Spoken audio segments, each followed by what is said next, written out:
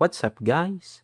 In today's video, I'll show you how to fix an overexposed video in CapCut. If your footage looks too bright, washed out, or has lost too much detail because of excessive lighting, don't worry.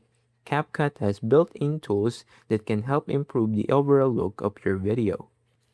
First, open CapCut and import your video into the timeline.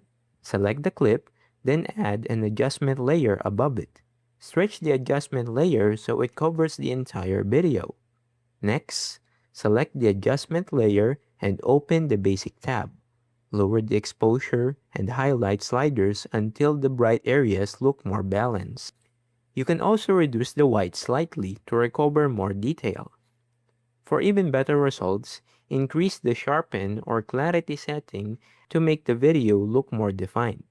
After that, open the HSL section, reduce the brightness and saturation if the colors still look too harsh or overexposed. You can also fine-tune the image using the curves tool if needed. Finally, try clicking Auto Adjust to let CapCut automatically optimize the exposure and color. And that's it. Your overexposed video should now look much more balanced and professional.